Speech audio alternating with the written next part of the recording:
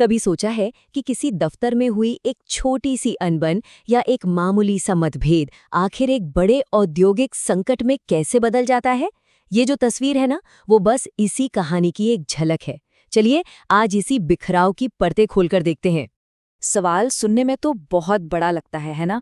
पर इसकी जड़ें अक्सर बहुत ही छोटी और जानी पहचानी होती हैं। आखिर कैसे एक मामूली सी चिंगारी एक ऐसी आग बन जाती है जो पूरे के पूरे उद्योग को अपनी चपेट में ले लेती है? आइए इस पूरी प्रक्रिया को जरा और करीब से समझते हैं। तो सबसे पहले एक शब्द को समझ लेते हैं, औद्योगिक संबंध। देखिए, ये कोई भारी भरकम किताबी शब्द नहीं है। इसे किसी भी कंपनी या इंडस्ट्री की सेहत का थर्मोमीटर समझिए। जब मालिकों, कर्मचारियों और सरकार के बीच रिश्ते अच्छे होते हैं तो काम भी अच्छा होता है, तरक्की भी होती है। लेकिन जब इन रिश्तों में खटास आ जाती है तो माहौल में जहर घुलने लगता है। तो सवाल ये है कि ये आग आखिर लगती कहाँ से है? सच तो ये है कि पहली चिंगारी अक्सर वहीं से उठती है जहां हम हर रोज काम करते हैं, उन छोटी छोटी बातों से जिन्हें हम शायद अक्सर नजरअंदाज कर देते हैं। जी हाँ, बड़े बड़े संकटों की नींव अक्सर बहुत ही बुनियादी और छोटी छोटी दरारों पर रखी जाती है। ये वही पहली दरारें हैं जिन्हें अगर समय पर न भरा जाए तो ये पूरे सिस्टम को गिरा सकती हैं। तो वो दरारें हैं कौन सी? देखिए, बात अक्सर 3 चीजों से शुरू होती है। पहली, जब किसी को लगे कि उसकी मेहनत का सही दाम नहीं मिल रहा या काम करने के हालात ही ठीक नहीं हैं। दूसरी, जब मैनेजमेंट और कर्मचारियों के बीच बातचीत का कोई पुल ही न हो, बस एक दीवार हो। और तीसरी, जब मैनेजमेंट के फैसले एक तरफा और मनमाने लगने लगें। ये तीनों चीजें मिलकर अविश्वास का एक बहुत ही खतरनाक माहौल बना देती हैं। और देखिए, ये सिर्फ कहने की बातें नहीं हैं। बहुत पहले 1958 में ही सुप्रीम कोर्ट ने एक फैसले में साफ साफ कहा था कि अगर उद्योगों में शांति चाहिए तो कर्मचारियों को सही वेतन और काम करने के लिए एक अच्छा मानवीय माहौल देना ही होगा। ये समझिए कि ये शांति की पहली और सबसे जरूरी शर्त है। बिल्कुल इसी तरह मैनेजमेंट का रवैया भी बहुत मायने रखता है। जब फैसले एक तरफा होते हैं या कर्मचारियों को बिना किसी ठोस वजह के निकाल दिया जाता है तो ये सीधे सीधे संघर्ष को न्योता देना है। 1965 के एक और केस ने इसी बात पर मुहर लगा दी थी। अब कहानी अपने अगले मोड़ पर आती है। क्या होता है जब छोटे मोटे झगड़ों को सुलझाने के लिए जो सिस्टम बनाए गए हैं वही फेल हो जाते हैं? जरा सोचिए, आपकी कोई शिकायत है लेकिन उसे सुनने वाला कोई नहीं है, कोई रास्ता नहीं है। ठीक यही होता है जब शिकायत सुलझाने का सिस्टम काम नहीं करता। तब कर्मचारियों के पास एकजुट होकर अपनी आवाज उठाने के अलावा और कोई रास्ता नहीं बचता। और यहीं से ना कहानी 2 अलग अलग रास्तों पर मुड़ जाती है।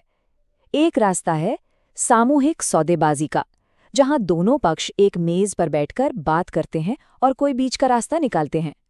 और दूसरा रास्ता है सीधे टकराव का, जहां हड़तालें होती हैं, दबाव बनाया जाता है और रिश्ते और भी ज्यादा खराब हो जाते हैं। और बात सिर्फ यहीं खत्म नहीं होती। सोचिए, अगर कर्मचारियों की यूनियनें ही कमजोर हों या वो राजनीतिक दखलंदाजी का शिकार हों या फिर वो आपस में ही एक दूसरे से लड़ रही हों, तो फिर समाधान की उम्मीद तो और भी कम हो जाती है ना?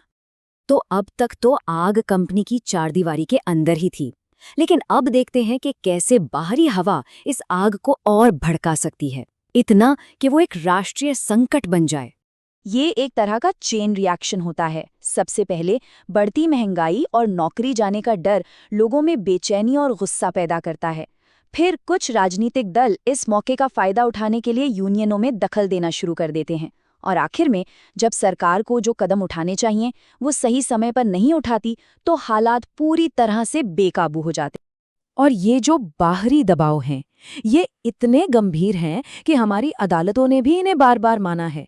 सुप्रीम कोर्ट ने कई फैसलों में ये माना है कि आर्थिक तंगी और सरकारी लापरवाही जैसे कारण औद्योगिक विवादों के लिए बिल्कुल ठोस और जायज वजह हो सकते हैं।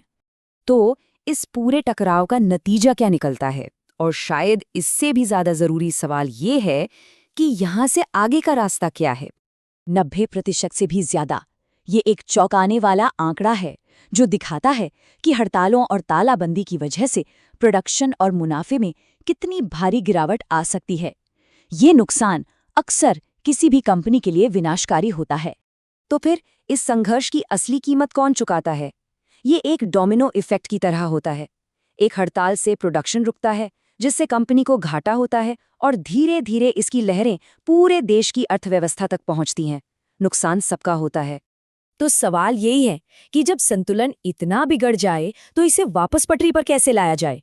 और मजे की बात यह है कि इसका जवाब वहीं छिपा है जहां से ये सारी समस्या शुरू हुई थी। इसका समाधान है सही वेतन, खुली और ईमानदार बातचीत, मजबूत और जिम्मेदार यूनियनें और सौदेबाजी की इच्छा। यही वो नींव के पत्थर हैं जिन पर औद्योगिक शांति की एक मजबूत इमारत खड़ी हो सकती है। तो आखिर में एक सवाल हमारे सामने खड़ा होता है, किसी दफ्तर या फैक्ट्री की शांति क्या सिर्फ उस कंपनी का निजी मामला है, या फिर ये एक सार्वजनिक भलाई है जिससे हम सभी किसी न किसी तरह से जुड़े हुए हैं? इस पर सोचने की जरूरत है।